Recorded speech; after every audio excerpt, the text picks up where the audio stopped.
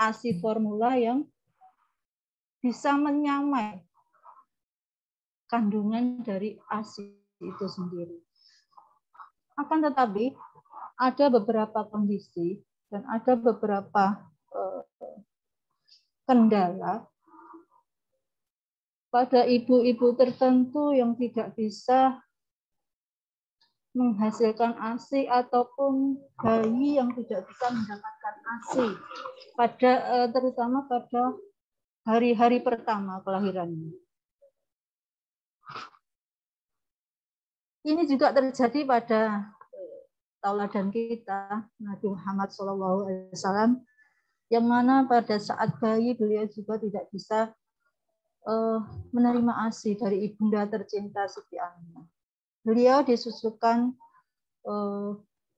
kepada ibunda Halimatus Sa'diyah. Ya.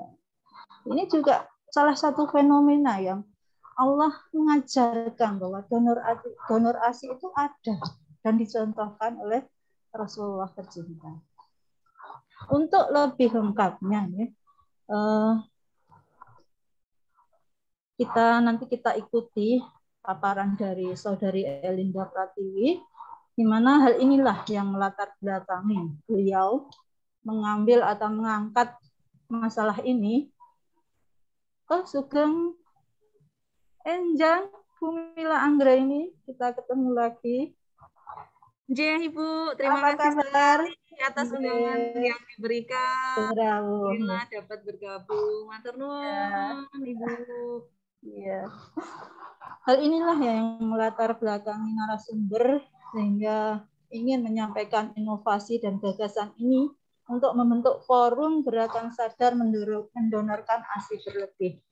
Semoga dengan sosialisasi ini mendapat tanggapan dan dukungan yang bagus dari IBI cabang Bojonegoro, kemudian dari khususnya ya dari pemuka agama yang dalam hal ini diwakili oleh pengurus cabang Fatayat NU Kabupaten Bojonegoro dan ibu-ibu bidan seluruh Kabupaten Bojonegoro. Untuk menyingkat waktu, kami persilahkan Mbak Elinda untuk memaparkan gagasan dan inovasinya. Waktu dan tempat saya persilahkan.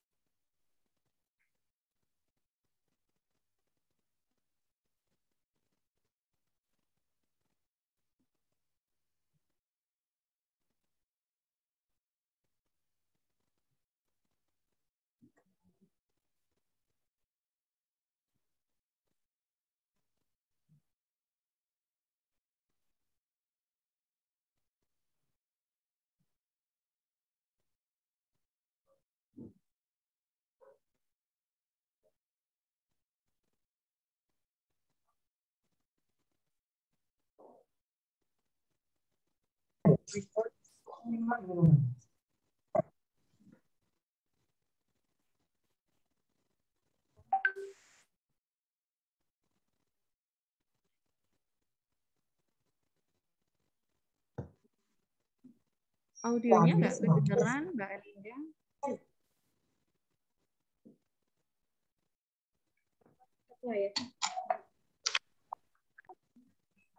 Sebelumnya, Assalamualaikum warahmatullahi wabarakatuh. Ya, kameranya on.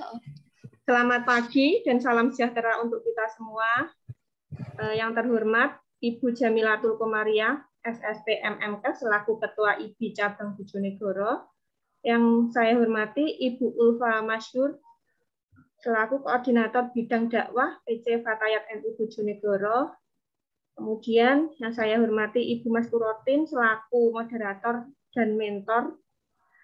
Kemudian selamat datang juga dan terima kasih untuk Ibu Mila Anggraini selaku coach saya dari PPSDM Kemendagri Regional Yogyakarta, dan terima kasih saya sampaikan kepada seluruh peserta Zoom yang hadir, baik itu dari ibu bidan maupun dari masyarakat umum.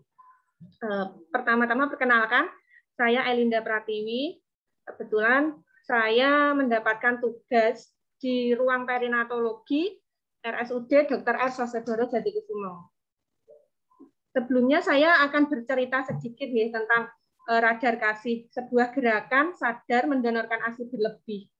Jadi awal tahun 2021 kemarin, saya mendapatkan SK penempatan di ruang perinatologi. Kita tahu sendiri bahwa RSUD Dr. R. Sosodoro itu merupakan rumah sakit rujukan di Kabupaten Bojonegoro. Jadi memang banyak sekali kasus kegawat daruratan pada neonatus yang kita temukan di ruang perinatologi. Para neonatus ini membutuhkan ASI untuk akselerasi dalam proses penyembuhannya. Namun terkadang kebutuhan ASI bagi para neonatus ini tidak bisa dipenuhi oleh ibu bayi karena satu atau dua hal. Pada kasus seperti ini, solusi yang ditawarkan adalah mencari ASI donor. Namun mencari ASI donor tidaklah semudah yang kita bayangkan.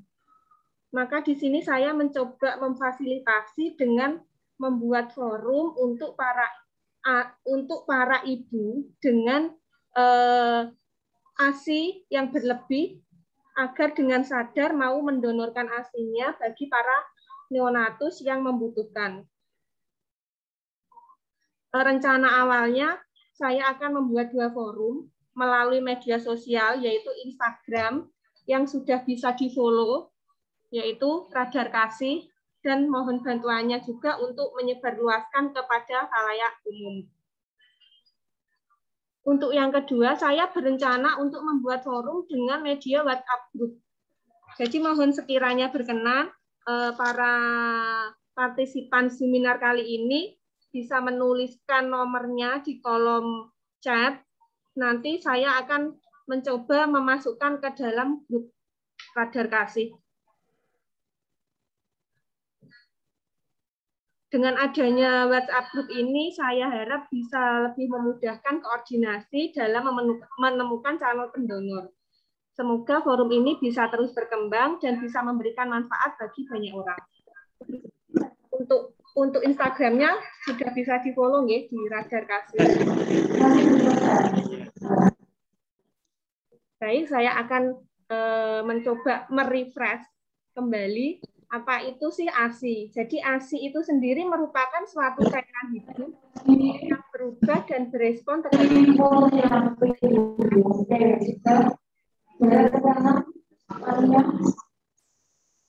Jadi seperti kita ketahui bahwa produksi ASI itu memang dari waktu ke waktu berubah sesuai kebutuhan bayi. Seperti misalnya pada saat bayi baru dilahirkan, itu ASI yang pertama keluar adalah kolostrum. Setelah 3-4 hari, kolostrum ini berubah menjadi ASI transisi dan dilanjutkan berubah menjadi ASI matur. Nah, disinilah ASI itu berubah sesuai dengan kebutuhan bayi. Kemudian ASI mengandung zat antiinfeksi. Pada saat bayi dilahirkan, bayi itu tidak dibekali dengan sistem kekebalan tubuh. Jadi sistem imunitas bayi itu memang belum matang. Jadi untuk melawan penyakit yang masuk ke dalam tubuhnya, bayi itu membutuhkan ASI. Dalam ASI itu mengandung zat antiinfeksi, sehingga ketika ASI itu masuk ke dalam tubuh bayi, maka tubuh bayi itu merespons dan memproduksi satu zat imunoglobulin, sehingga bayi bisa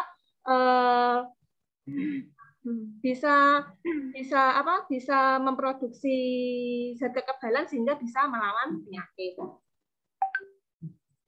Kemudian menurut penelitian Badan Kesehatan Dunia atau WHO membuktikan bahwa pemberian ASI sampai usia 2 tahun dapat menurunkan angka kematian anak akibat penyakit diare dan infeksi saluran napas akut. Efektivitas ASI dalam mengendalikan infeksi dapat dibuktikan dengan berkurangnya kejadian beberapa penyakit spesifik pada bayi yang mendapat ASI dibanding bayi yang mendapat susu formula. Jadi memang kandungan imunoglobulin itu sudah diteliti oleh WHO dan memang benar adanya dengan diberikan ASI, maka bayi itu lebih bisa bertahan dari gangguan yang terjadi di luar. Kemudian data UNICEF juga menyebutkan bahwa pemberian ASI eksklusif selama 6 bulan pertama kelahiran dapat mencegah kematian sekitar 1,3 juta bayi di seluruh dunia per tahunnya. Kemudian untuk ASI eksklusif, mungkin kita sudah familiar sekali ya dengan ASI eksklusif ini. Jadi ASI eksklusif itu adalah pemberian ASI tanpa makanan atau minuman tambahan atau pengganti kepada bayi hingga berusia 6 bulan. Kandungan ASI itu sudah memenuhi kebutuhan nutrisi bayi sampai berusia 6 bulan. Setelah usianya lebih dari 6 bulan, bisa diberikan makanan pendamping ASI, dan ASI tetap diteruskan hingga 2 tahun. Kenapa ASI? Di sini saya mencoba membandingkan kandungan ASI dengan kandungan susu formula. Jadi kita ambil terlebih dahulu dari segi proteinnya. Dari segi protein ini, jumlah protein dalam ASI itu jumlahnya tepat, mudah dicerna dan diserap oleh bayi. Kemudian perbandingan whey dan kaseinnya itu 70% whey dan 30% kasein. Protein whey ini memang protein yang mudah diserap oleh bayi sehingga mempercepat pengosongan lambung. Kemudian untuk laktoferin dalam kandungan ASI ini bagus untuk kesehatan pencernaan. Kemudian kandungan lisosimnya dia berfungsi sebagai antimikroba. Kemudian dalam susu formula kandungan proteinnya memang dia lebih tinggi sehingga bisa menyebabkan alergi dan tidak semuanya bisa terserap oleh tubuh bayi. Sehingga sisa yang tidak terserap itu dibuang dan itu bisa memperberat kerja ginjal pada bayi sehingga kemungkinan bisa berakibat yang kurang baik terhadap sistem ginjalnya pada bayi. Kemudian perbandingan whey dan kaseinnya adalah 18% whey dan kaseinnya 82%. Jadi di sini memang kelihatan ya kalau proteinnya sangat berbeda kandungannya. Kemudian untuk laktoferin dan lisosimnya tidak ada. Untuk kandungan whey pada ASI ini, dia itu terdiri dari alfa-laktobulin. Jadi alfa-laktobulin ini untuk bertujuan adalah membentuk sistem imunitas. Sedangkan komposisi whey dalam susu formula adalah beta-laktoglobulin yang biasa menyebabkan protein ini berpotensial menjadikan alergi. Makanya kenapa biasanya bayi-bayi yang diberikan susu formula itu lebih rentan untuk menderita alergi ataupun infeksi. Itu karena komposisi proteinnya yang memang tidak sesuai dengan komposisinya ASI. Kemudian kandungan lemaknya, untuk lemak dalam ASI itu kaya akan asam lemak omega 3 termasuk AA dan DHA. Kemudian ada enzim lipase untuk pencerna lemak, kaya kolesterol untuk energi dan untuk tumbuh kembangnya pada bayi. Sedangkan kandungan lemak pada susu formula itu tidak sebanyak di ASI ataupun bahkan tidak ada kandungan lemaknya. Kemudian untuk karbohidratnya, komponen utama karbohidrat dalam ASI itu adalah laktosa. Laktosa ini sangat bagus untuk pertumbuhan otak. Sedangkan dalam susu formula, persentase laktosanya itu hanya setengah dari jumlah laktosa yang ditemukan pada ASI. Jadi bisa dibayangkan kalau ada bayi yang mendapatkan ASI, dia full mendapatkan laktosa, dan ada yang diberi sufor saja hanya mendapatkan setengahnya saja. Jadi nanti bisa berdampak pada kecerdasan pada bayi. Kemudian vitamin dan mineral. Dalam ASI, vitamin dan mineralnya itu tinggi dan mudah diserap oleh bayi. Seperti contohnya kandungan besi atau Fe dalam kalsium itu diserap hampir 75%. Sedangkan dalam susu formula, kandungan besi atau Fe-nya itu bisa diserap hanya 5-7% saja. Untuk antiinfeksinya, seperti saya yang jelaskan di awal tadi, dalam ASI itu mengandung suatu zat antiinfeksi yang dia juga bisa merangsang bayi untuk memproduksi zat imunitas. Sedangkan dalam susu formula tidak ada. Maka dari itu, kenapa ASI memang sangat jauh lebih baik dibandingkan dengan susu formula. Kemudian, setelah kita berbicara tentang kandungan ASI, kita juga membahas tentang hak anak. Hak anak adalah bagian dari hak asasi manusia yang wajib dijamin, dilindungi, dan dipenuhi oleh orang tua, keluarga, masyarakat, pemerintah, dan negara.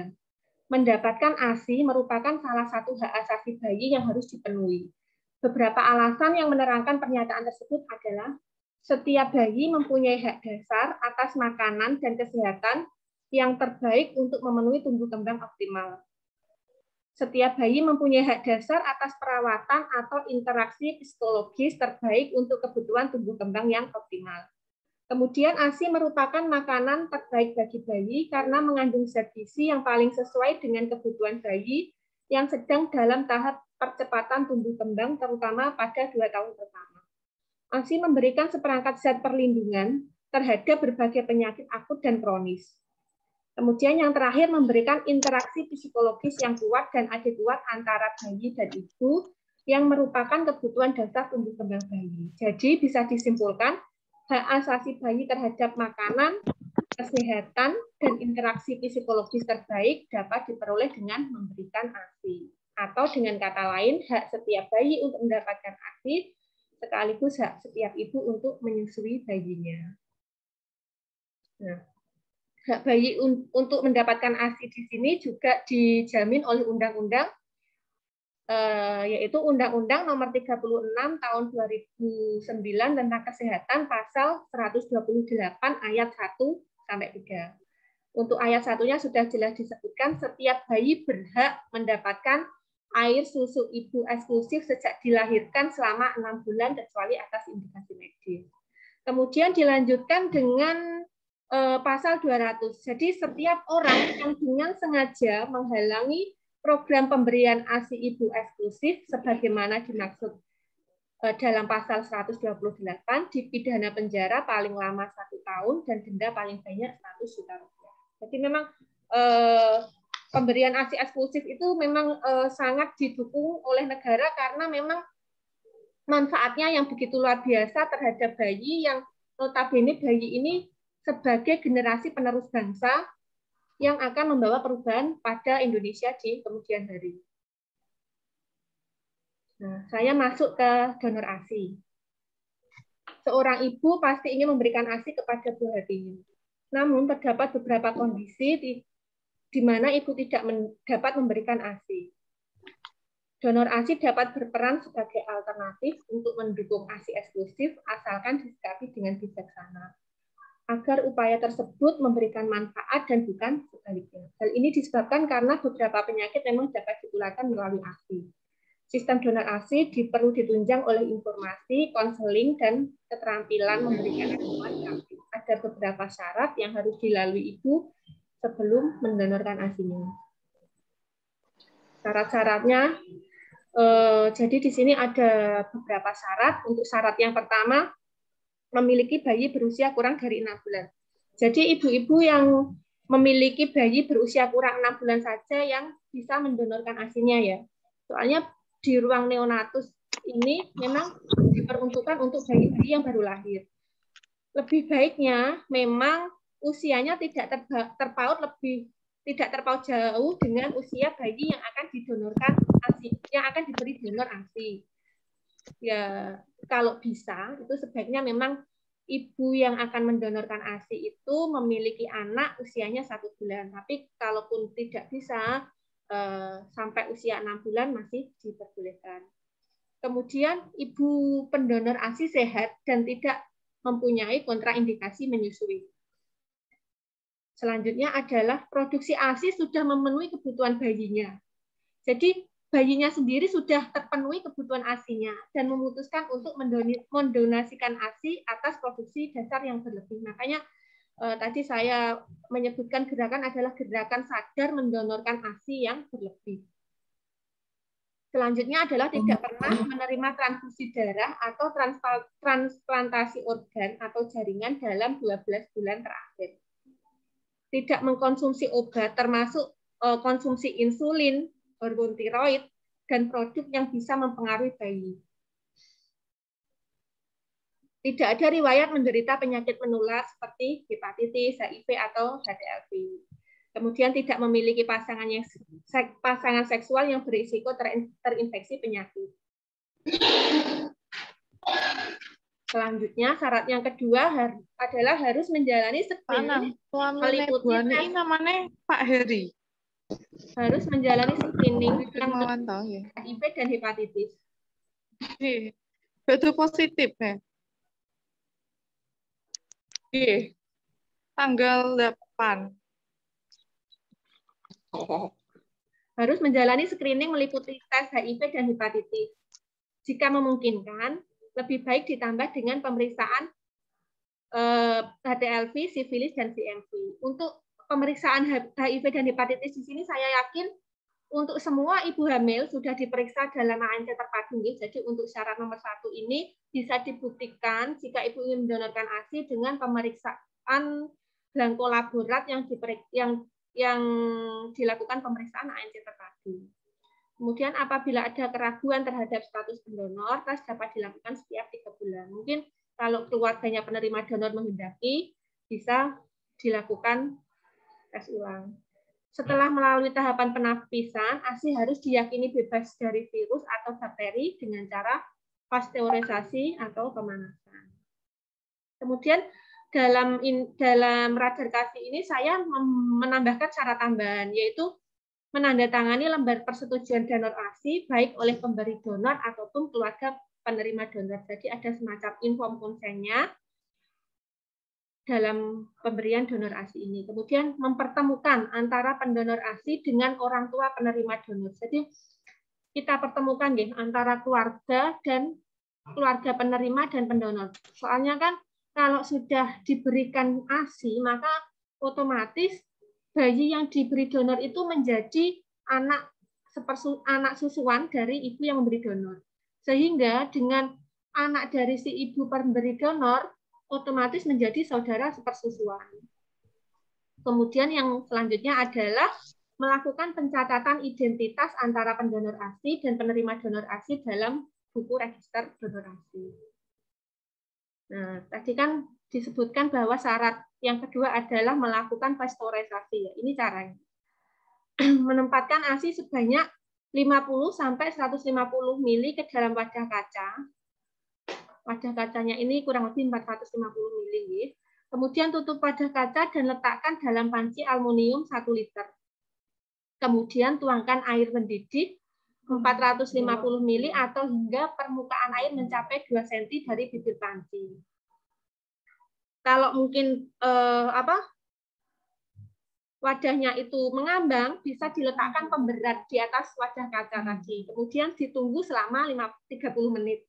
Setelah itu, ASI bisa didinginkan dan diberikan kepada bayi atau disimpan sesuai dengan petunjuk penyimpanan ASI. Kemudian mutu dan keamanan ASI. Mutu dan keamanan ASI meliputi kebersihan, cara penyimpanan, dan pemberian dan pemeran ASI kepada bayi. Calon pendonor harus mendapat pelatihan tentang kebersihan, cara memerah dan menyimpan ASI. Jadi sebelum memerah ASI harus cuci tangan dan lain-lain sebagainya. Kemudian sebelum memerah ASI cuci tangan dengan air mengalir, dikeringkan dengan handuk bersih. Kemudian ASI diperah di tempat bersih bila menggunakan pompa, menggunakan yang bagian-bagian pompanya itu mudah dibersihkan. Selanjutnya ASI perah harus disimpan pada tempat tertutup, botol kaca atau kontainer plastik dari bahan polipropilen atau polikarbonat, botol bayi atau gelas atau plastik standar. Perhatikan tata cara penyimpanan ASI. Nah, untuk caranya mendonorkan ASI adalah calon pendonor bisa menghubungi Instagram Radar Kasih atau dengan menghubungi nomor saya, atau bisa juga menggunakan link Google Form. Kemudian calon pendonor akan diinventarisir dalam register calon pendonor. Apabila ada bayi yang membutuhkan donor ASI, maka akan dihubungkan dengan calon pendonor. Jadi untuk awalnya kita tidak menerima ASI ya, kita hanya membutuhkan data ibu-ibu yang bersedia mendonorkan ASI-nya. Kita inventarisir, jadi kalau ada bayi yang membutuhkan, kita bisa langsung menghubungi. Karena memang keterbatasan dari tenaga, kemudian dari sarana, maka kita mencoba membuat forum. Jadi kalau ada yang membutuhkan, bisa kita langsung hubungkan. Belum menerima, oh saya mau donasi, berarti saya merah, saya antarkan ke ruang hijau, bukan seperti itu. Demikian presentasi dari saya. Mohon maaf atau atas kurang lebihnya. Saya akhiri. Wassalamualaikum warahmatullahi wabarakatuh.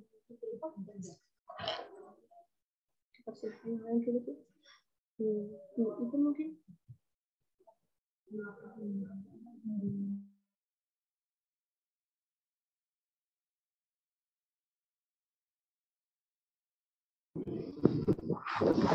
Terima kasih Mbak Elinda Pratiwi yang telah menyampaikan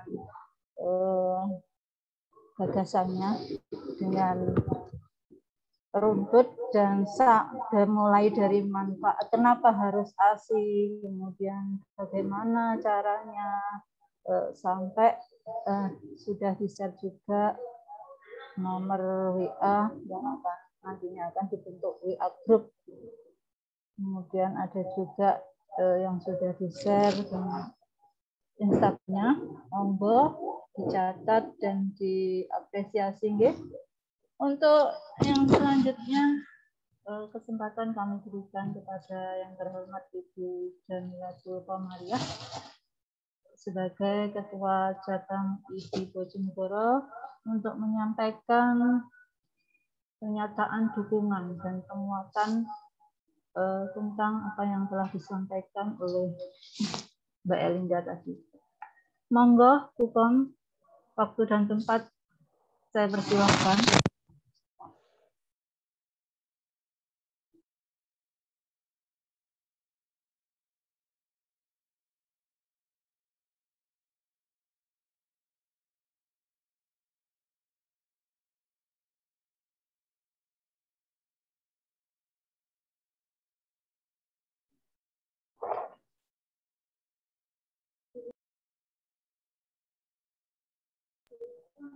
Karena Bu Jamilatul Komariah mungkin ada kepentingan dia live sebentar, kemudian ini kami sudah hadir. Monggo Bu Kom. Assalamualaikum warahmatullahi wabarakatuh. Salam warahmatullahi wabarakatuh. Terima kasih Bu Mas Kurotin waktu yang telah diberikan.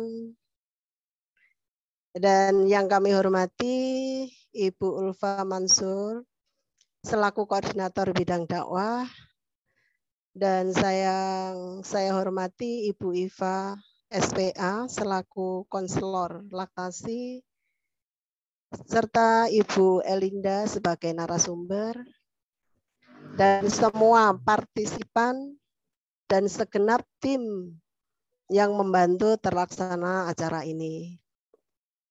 Pada kesempatan ini, marilah kita senantiasa memanjatkan puji syukur kehadirat Allah SWT atas limpahan rahmat berupa kesehatan sehingga kita dapat mengikuti acara seminar Radar Kasih ini. Anak merupakan generasi pewaris yang akan meneruskan cita-cita luhur suatu bangsa. Oleh karena itu, kita harus memberikan lingkungan yang kondusif agar anak bisa tumbuh dan berkembang secara optimal.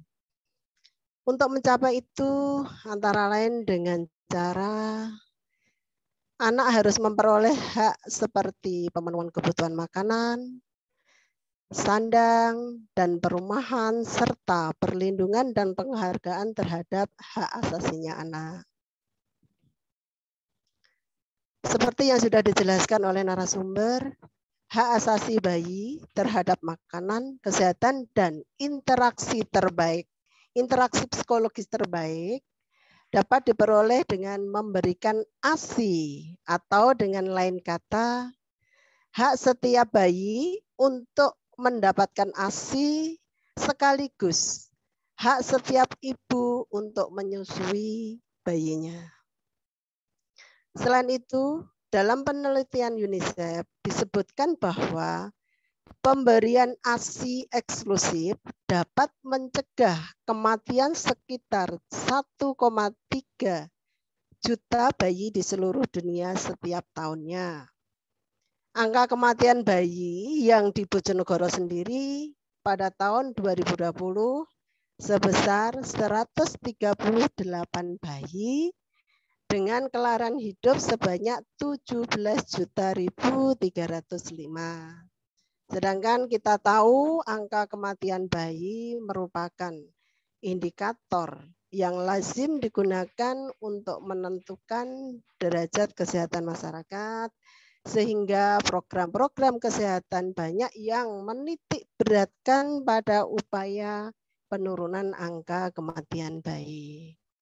Semoga dengan adanya donor ASI bisa membantu menurunkan angka kematian bayi yang masih cukup tinggi ini, apalagi di Bojonegoro. Maka dari itu, kami dari pihak Ikatan Bidan Indonesia Cabang Bojonegoro sangat mendukung terhadap gerakan Radar Kasih ini.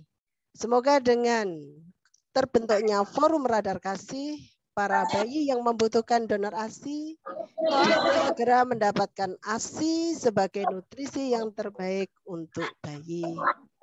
Selain bayi mendapat banyak manfaat dengan pemberian ASI, diharapkan angka kematian bayi di Bojonegoro segera turun.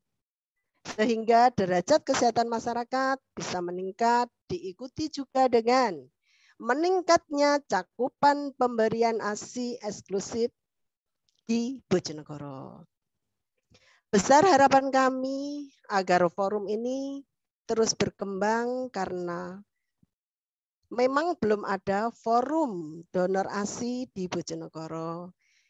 Semoga bisa memberi manfaat bagi banyak pihak dan membantu calon generasi penerus bangsa untuk mendapatkan ASI sebagai nutrisi yang terbaik.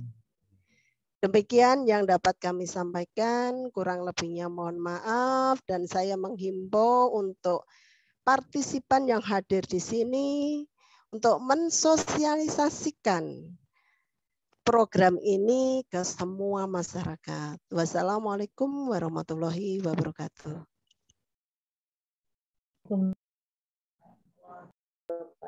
Waalaikumsalam warahmatullahi wabarakatuh. Nuwun sangat Bu Jamilatul Komariah atas pernyataan dukungannya yang luar biasa. Terima kasih atas waktunya Bu Jamilatul Komariah.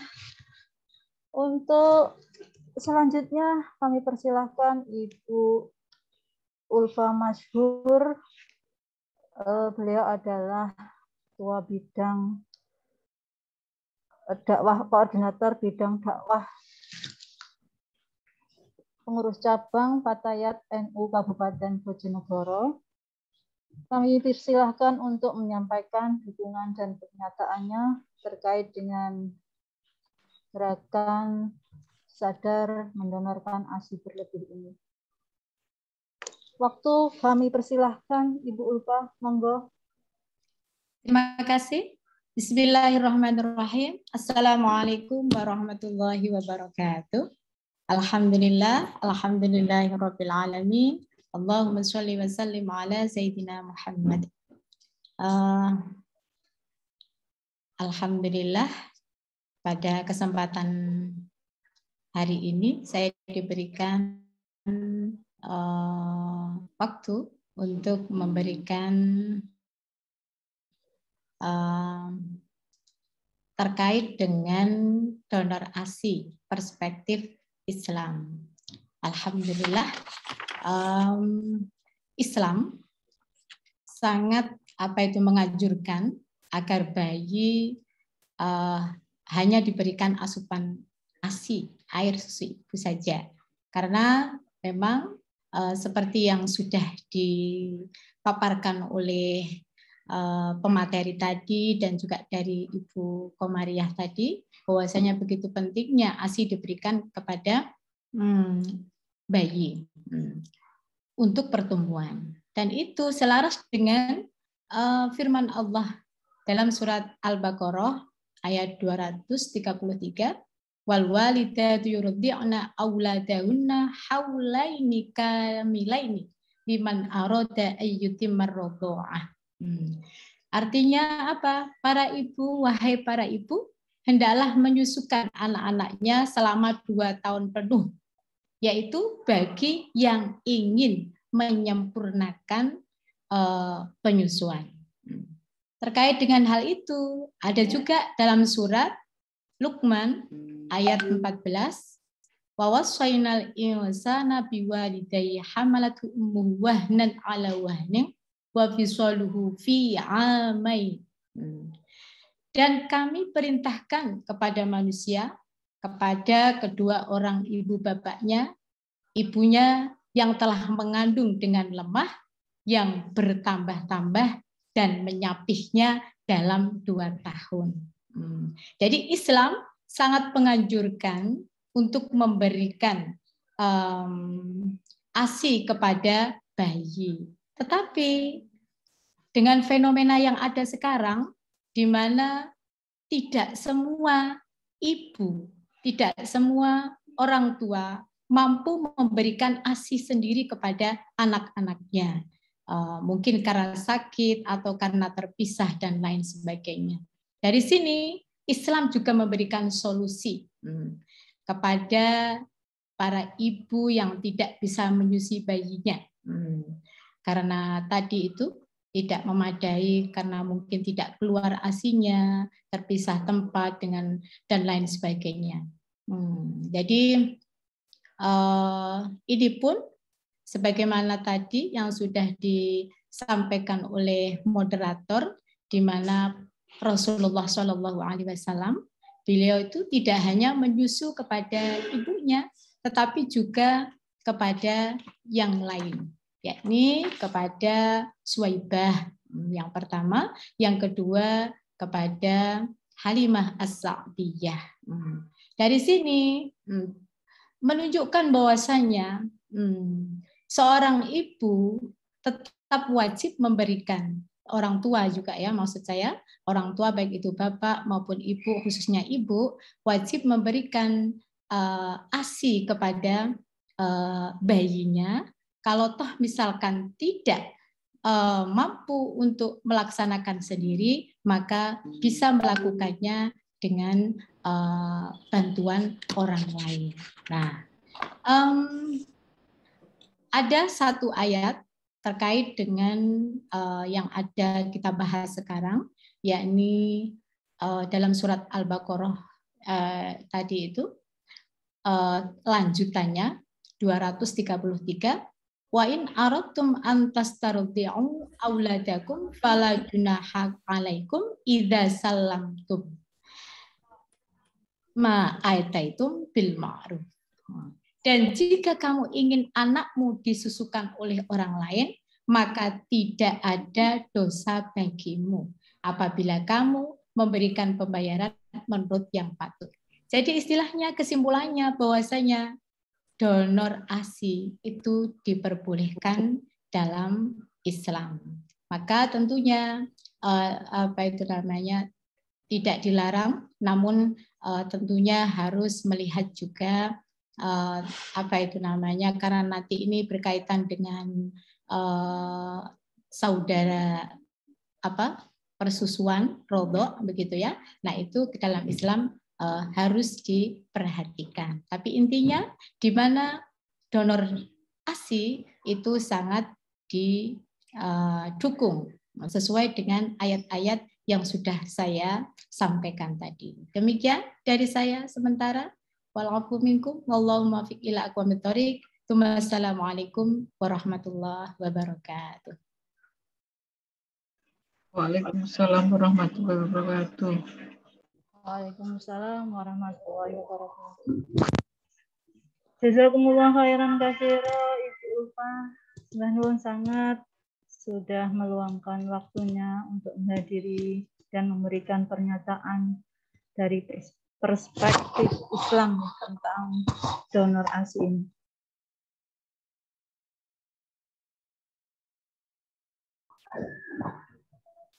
Untuk selanjutnya kita berikan kesempatan Dr. Iva Ahsanur Rosidah, spesialis anak, untuk menyampaikan dukungan dan penguatannya. Tetapi saat ini Dr. Iva ada acara sehingga beliau menyampaikannya lewat video. Monggo kita dengarkan penguatan dan dukungan dari Dr. Iva Ahsanur Rosidah, salah satu konselor ASI di Kabupaten Bojonegoro.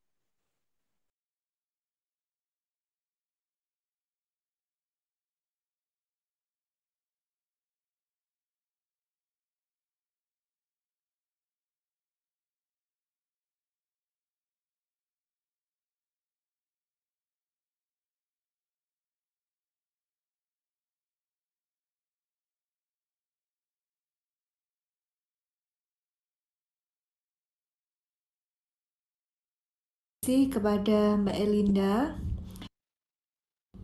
Assalamualaikum warahmatullahi wabarakatuh. Selamat pagi semuanya.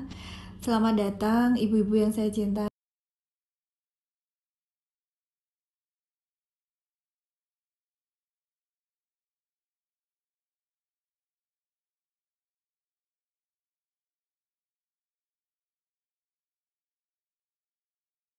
Belum selesai ya? Belum, Bu.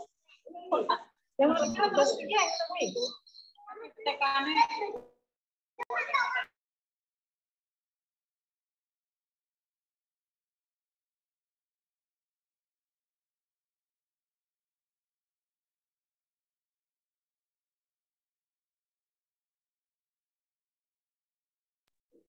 Mohon ditunggu sebentar, ya. Ada sedikit kendala, mohon bersabar.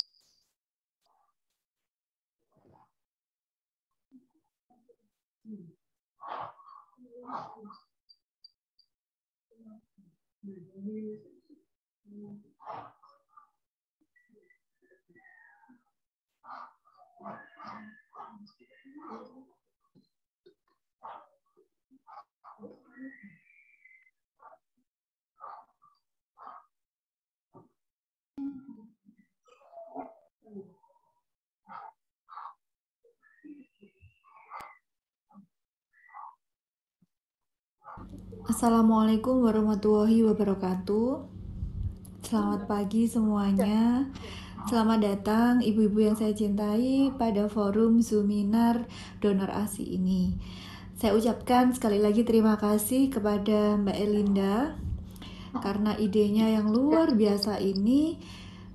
Kita bisa bertemu pada forum ini untuk mempromosikan dan mengenalkan tentang pentingnya donor ASI kepada masyarakat ya. Baik, saya mulai presentasinya. Jadi sebenarnya bukan kita tenaga kesehatan, bukan saya dokter dan bukan Mbak Elinda sebagai perawat yang meminta ibu-ibu ini untuk menyusui atau memberikan ASI, tapi itu ada dalam perintah agama ya. Jadi Allah Subhanahu wa taala dalam suratnya, surat Al-Qasas ayat 7, 12 dan 13 menyebutkan bahwa ada perintah menyusui di situ. yaitu dan kami ilhamkan kepada ibunya Musa, susuilah dia. Dan apabila engkau khawatir terhadapnya, maka hanyutkanlah dia ke sungai. Dan janganlah engkau takut dan jangan pula bersedih, sesungguhnya kami akan mengembalikannya kepadamu dan menjadikannya salah seorang rasul. Di ayat 12 menyebutkan kembali bahwa dan kami cegah dia menyusu kepada perempuan-perempuan yang mau menyusuinya sebelum itu. Maka berkatalah dia, maukah aku tunjukkan kepadamu keluarga yang akan memeliharanya untukmu dan mereka dapat berlaku baik padanya. Dan di ayat 13, maka kami kembalikan dia kepada ibunya agar senang hatinya dan tidak bersedih hati, agar dia mengetahui bahwa janji Allah adalah benar, tetapi kebanyakan mereka tidak mengetahuinya. Dan ini lebih diperjelas lagi di ayat 233 surat Al-Baqarah. Dan ibu-ibu hendaklah menyusui anaknya selama 2 tahun penuh bagi yang ingin menyusui secara sempurna. Dan kewajiban ayah menanggung nafkah dan pakaian mereka dengan cara yang patut. Seseorang tidak dibebani lebih dari kesanggupannya. Janganlah seorang ibu menderita karena anaknya dan jangan pula seorang ayah karena anaknya. Ahli waris pun berkewajiban seperti itu pula. Apabila keduanya ingin menyapih dengan persetujuan dan permusyawaratan antara keduanya, maka tidak ada dosa atas keluarga keduanya. Dan jika kamu ingin menyusukan anakmu kepada orang lain, maka tidak ada dosa bagimu memberikan pembayaran dengan cara yang patut. Bertakwalah kepada Allah dan ketahuilah bahwa Allah Maha melihat apa yang kamu kerjakan. Arti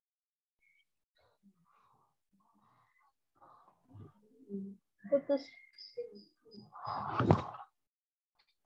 Klik ya ibu-ibu ya. Oke, dan yang ketiga adalah surat Al-Luqman ayat 14. Di situ disebutkan bahwa dan kami perintahkan kepada manusia, kepada kedua orang tuanya, ibunya telah mengandungnya dalam keadaan lemah yang bertambah-tambah dan menyapihnya dalam usia 2 tahun. Ini artinya menyusui selama 2 tahun ya. Ini adalah dalam Islam.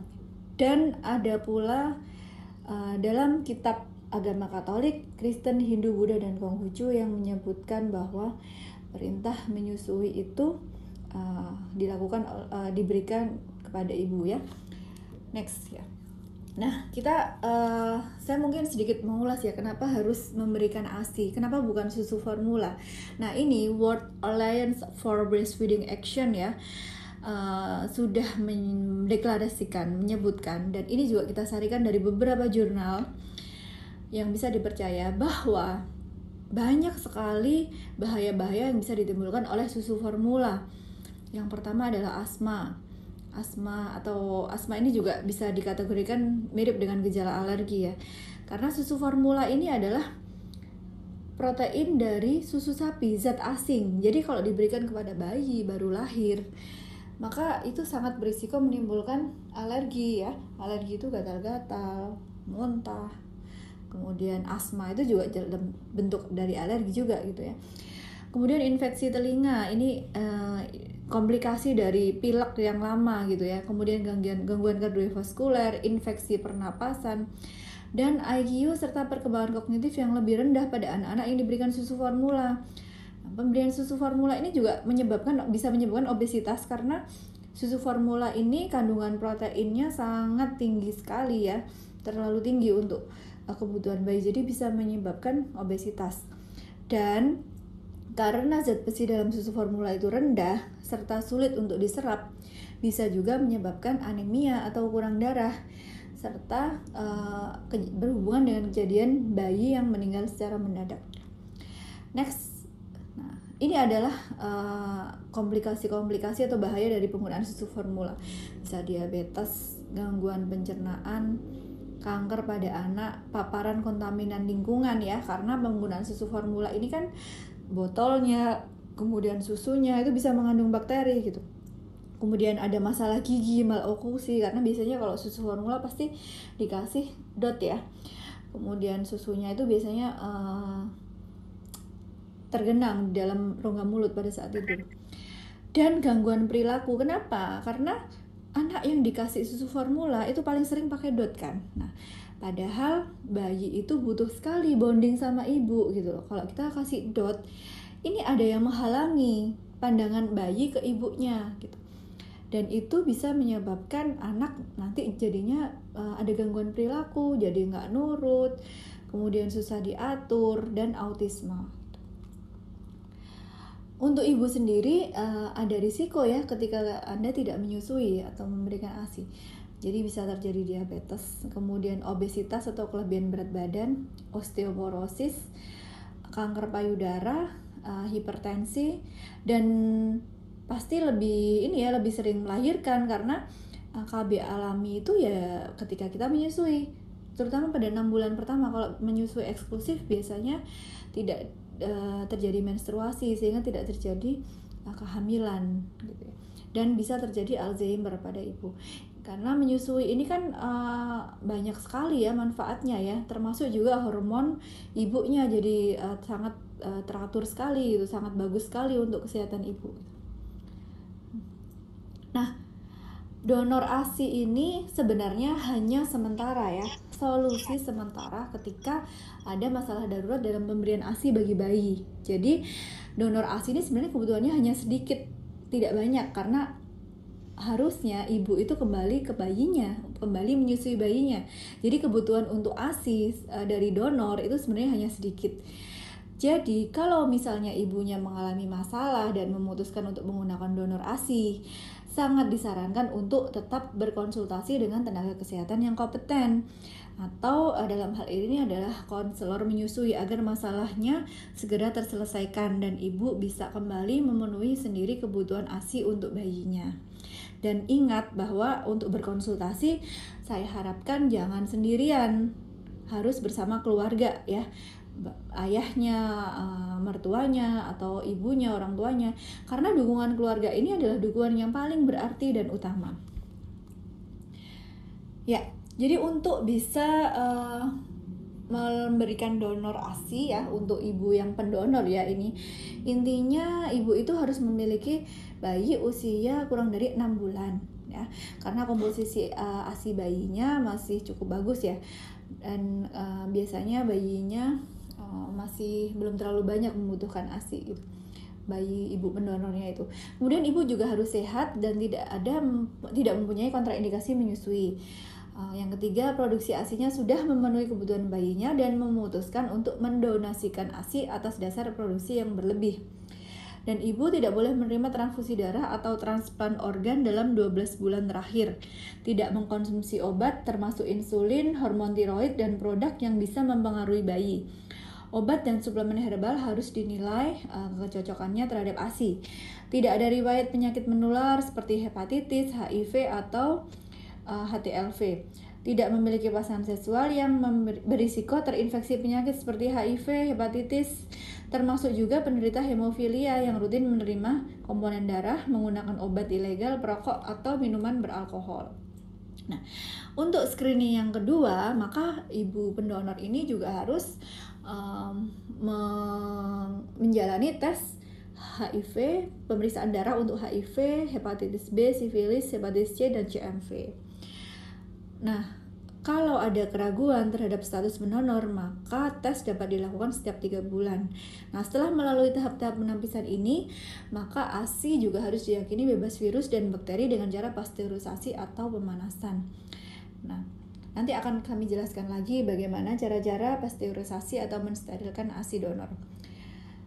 Mutu dan keamanan ASI ini harus dijamin ya. Jadi calon pendonornya harus mendapatkan pelatihan tentang kebersihan, cara memerah dan menyimpan ASI. Nah, sebelum memerah ASI harus cuci tangan dengan air mengalir dan sabun dan dikeringkan. Kemudian ASI diperah di tempat yang bersih. Jika menggunakan pompa, maka gunakan yang bagiannya mudah dibersihkan. Pompa ASI tipe balon karet berisiko terkontaminasi, jadi harus berhati-hati ya. Untuk yang ASI perah, maka sebaiknya disimpan di tempat yang tertutup seperti botol kaca, kemudian kantong plastik yang khusus untuk menyimpan ASI, dan botol bayi yang terstandar lah pokoknya untuk menyimpan ASI. Dan untuk unit yang menerima donor ASI ya, dalam hal ini kalau misalnya ini di RSUD, di ruang neonatus, maka harus ada akses untuk pendonor untuk dan penerimanya, ada dokumen yang jelas, tertulis secara jelas, dan kemudian menjamin keamanan, etik, dan terjaminnya kesehatan yang optimal. Ini harus sesuai prosedur dan ada tim konsultan yang mendalami terkait dengan tentang menyusui dan donor ASI ini. Next, jadi dan yang penting adalah ada pencatatan ya. Jadi jangan sampai kita nggak tahu ini ASI-nya siapa dan kapan merahnya. Jadi harus ada pencatatan donor ASI, identitas pendonornya, lembar persetujuan, kuesioner, dan hasil tes screening penyakit dari pendonor tersebut. Ini adalah metode pasteurisasi, ada 2 ya metode. Yang pertama dengan flash heating, jadi ASI perahnya ini dimasukkan ke dalam wadah kaca. Jadi ketika kita sterilisasi itu ASI perahnya dalam botol ya, jangan dalam kantong plastik ya, karena kantong plastik biasanya akan tidak bagus kalau dipanaskan. Kemudian kita masukkan ke dalam panci yang sudah ada airnya. Air ini permukaannya harus lebih tinggi daripada permukaan ASI. Kira-kira 2 cm gitu ya. Kemudian dapat diletakkan pemberat di sini biar tidak mengambang atau naik ya ASI-nya. Kemudian dididihkan air, jika sudah terdapat gelembung maka segera pindahkan ASI perahnya dari air tersebut. Kemudian dinginkan, dalam waktu 1 jam harus sudah diberikan kepada bayinya, atau jika tidak maka bisa disimpan di lemari pendingin. Kemudian metode yang kedua ini dengan metode pretoria, jadi airnya dipanaskan dulu, airnya aja yang dipanaskan dulu, belum dikasih botol ASI-nya, sampai mendidih, kemudian api dimatikan. Setelah buih didihnya tadi hilang, maka masukkan gelas ASI-nya ke dalam panci selama 20 menit, baru kemudian diangkat dan kemudian didinginkan, dan bayinya diberikan dalam waktu 1 jam juga. Demikian yang bisa saya sampaikan. Kami harapkan banyak ibu-ibu yang memiliki ASI yang berlebih yang bersedia untuk mendonorkan, karena sangat banyak sekali bayi yang dalam kondisi sakit di awal kelahirannya, dan ini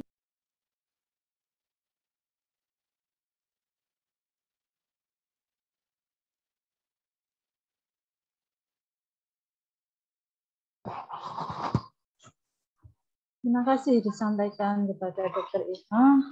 Demikian tadi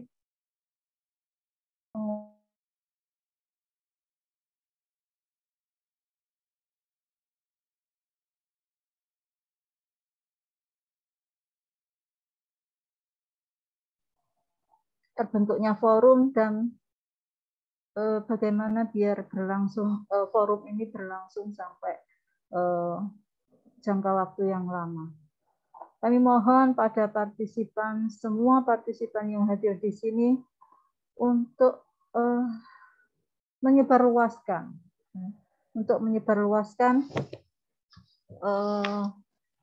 adanya terbentuknya forum radar kasih ini, sehingga semua halayak umum mengetahui akan adanya forum ini dan bisa berpartisipasi langsung, khususnya kepada ibu menyusui yang produksi ASI-nya berlebih untuk bisa menjadi pendonor bagi mereka yang membutuhkan ASI.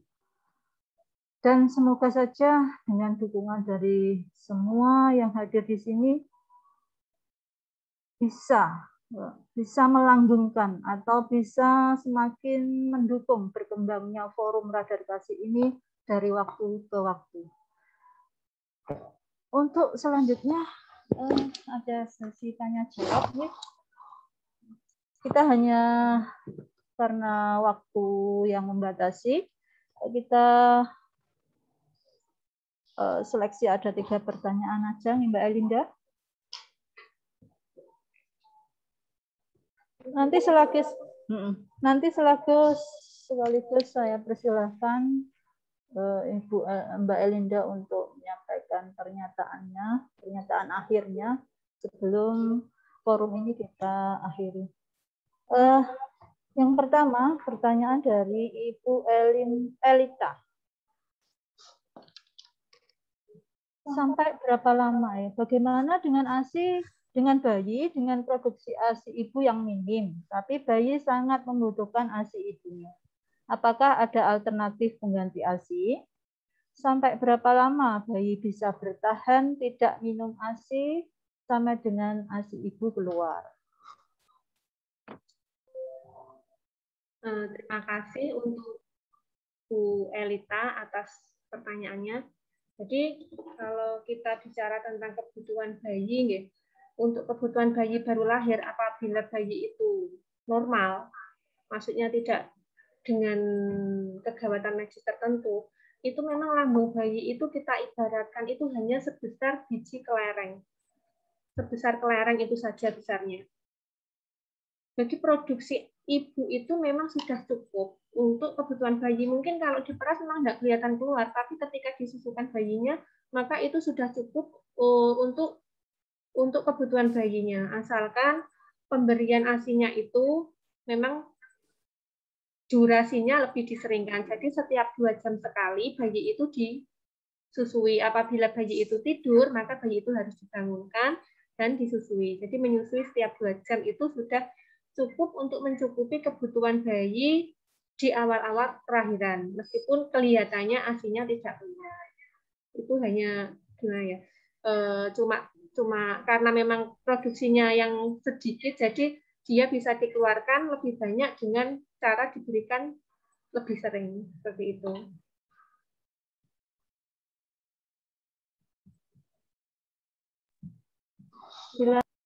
Masih dari Bu Elita, bagaimana jika ada ibu yang membutuhkan donor ASI untuk bayi yang baru lahir di luar lingkup Rumah Sakit Sosodoro? Apakah ada form atau surat pengajuan khusus untuk mengajukan donor? Untuk apabila ada yang membutuhkan, sebenarnya seperti ini. Untuk di Sosodoro saja, selama ini kita masih kesulitan untuk memenuhi kebutuhan ASI yang membutuhkan donor. Tapi mungkin kalau forum ini sekiranya nanti berkembang dan banyak ibu-ibu yang bersedia mendonorkan ASI-nya, monggo mawon untuk meminta mungkin apakah ada stok dari ibu yang mau mendonorkan ASI. Mungkin bisa DM langsung saja ke Instagramnya atau bisa menghubungi nomor saya. Kalau untuk sekarang memang kita saja masih kesulitan untuk mencari donor. Mungkin dengan terbentuknya donor forum ini nantinya akan banyak yang bersedia untuk mendonorkan, ya mungkin segala sesuatunya bisa berubah seperti itu. Jadi kalau mungkin kedepannya banyak yang mendonorkan, bisa saja menghubungi Sadar Kasih.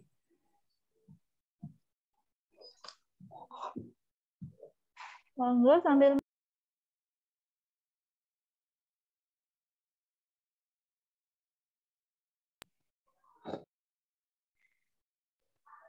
sambil mengisi link post-testnya ya. Untuk pertanyaan yang ketiga, yang terakhir ya, untuk pertanyaan-pertanyaan yang mungkin belum terjawab akan kami list dan nanti akan diberikan jawaban oleh Mbak Elinda.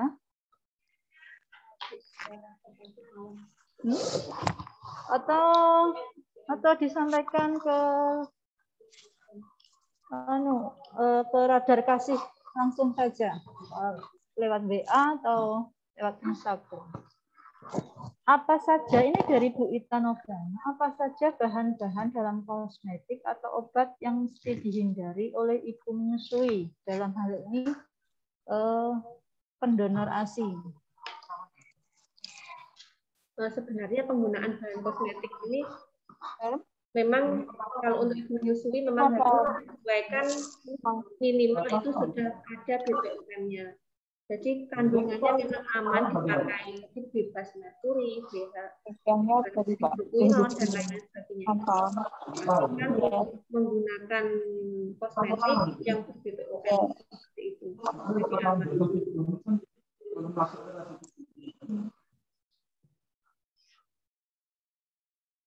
Bulan baru masuk normal, tapi pengelola panjang satu fotoin, lebih manis-manis, satu mulai kita cari selalu ini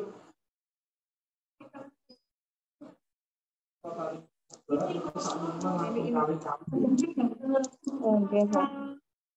Saya coba baca chat nih, ini dari Bu Neni, Ibu bertanya, bolehkah saya mempunyai bayi usia 7 bulan sebagai pendonor ASI dan bagaimana cara pengaduan penukaran ASI? Mohon maaf Ibu, untuk rekomendasi dari IDAI sendiri, Ibu yang boleh memberikan donor itu hanya yang mempunyai bayi berusia maksimal 6 bulan. Jadi kalau sudah lebih dari 7 bulan, memang sebaiknya ASI-nya diberikan kepada putranya saja. Seperti itu. Atau mungkin kalau stoknya, mungkin dulu masih punya stok yang bayinya belum berusia 7 bulan di perasnya, mungkin itu masih bisa diberikan. Tapi kalau sudah usia putranya sudah lebih dari 7 bulan, dari IDAI sendiri tidak menyarankan untuk mendonorkan ASI-nya. Seperti itu. Sudah cukup, Linda? Ya, sampun cukup karena sudah siap juga. Untuk pertanyaan-pertanyaan yang belum terjawab, monggo chat langsung ke Mbak Elinda, ya, atau lewat Instagram Radar Kasih. Nanti akan dijawab oleh monggo Mbak Elinda untuk menyatakan pernyataan terima kasih dan perasaan penjenengan setelah berakhirnya acara ini. Monggo Mbak. Ya, terima kasih untuk semua partisipan yang berkenan hadir dalam acara kali ini. Saya mohon dukungannya agar gerakan agar mendonorkan ASI berlebih ini bisa terus berlanjut dan bisa banyak mendapatkan calon pendonor yang bersedia untuk mendonorkan ASI-nya. Dengan banyaknya pendonor, maka bayi-bayi yang membutuhkan ASI itu lebih banyak yang tertolong. Jadi mohon kesediaannya juga setelah mengikuti Zoom ini bisa mensosialisasikan gerakan ini ataupun bisa bergabung dengan WhatsApp group dari Radar Kasih ini sendiri. Bisa menghubungi nomor saya atau bisa DM di Instagram Radar Kasih. Mohon dukungannya dan mohon menyebarluaskan program ini. Terima kasih. Wassalamualaikum warahmatullahi wabarakatuh. Waalaikumsalam warahmatullahi wabarakatuh. Baik, dengan pernyataan terakhir dari Mbak Elda tadi, sekaligus sebagai penutup acara kita pada siang hari ini. Alhamdulillahirrabbilalamin. Segala puji syukur bagi Allah yang telah memberikan kelancaran hingga acara ini lancar dari awal sampai akhir. Saya sebagai moderator mengucapkan mohon maaf, terima kasih yang sebesar-besarnya atas partisipasi dari semua, dan mohon maaf yang sebesar-besarnya bila ada salah kata yang disengaja maupun yang tidak disengaja. Akhir kata, Assalamualaikum warahmatullahi wabarakatuh. Waalaikumsalam warahmatullahi wabarakatuh. Penting kawin, minum langsung 2 tablet.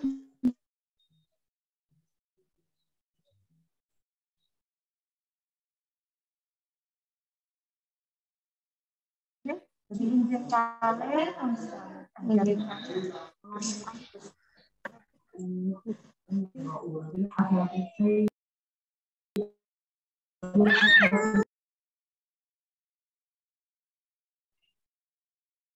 Halo Bu Aris.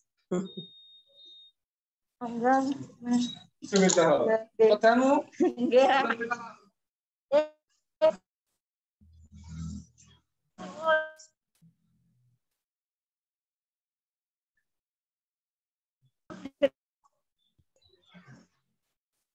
Kalau mungkin berkenan, monggo di open videonya kita foto bersama, ya.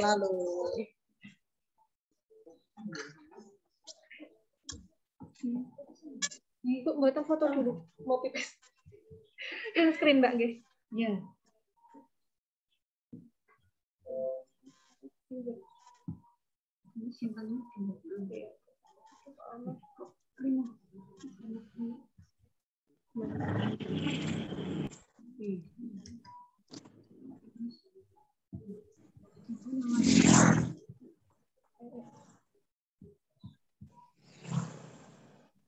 Monggo yang lainnya. Untuk open video sebentar, kita foto bersama, nggih. Slide yang pertama. Ampun. Ya. Untuk slide yang pertama, 1, 2, cheese.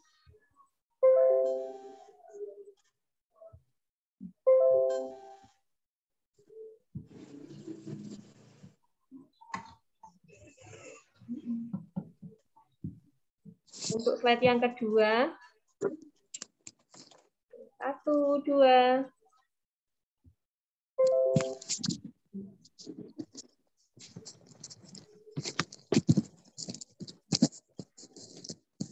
Kemudian untuk slide yang terakhir, nggih. 1, 2.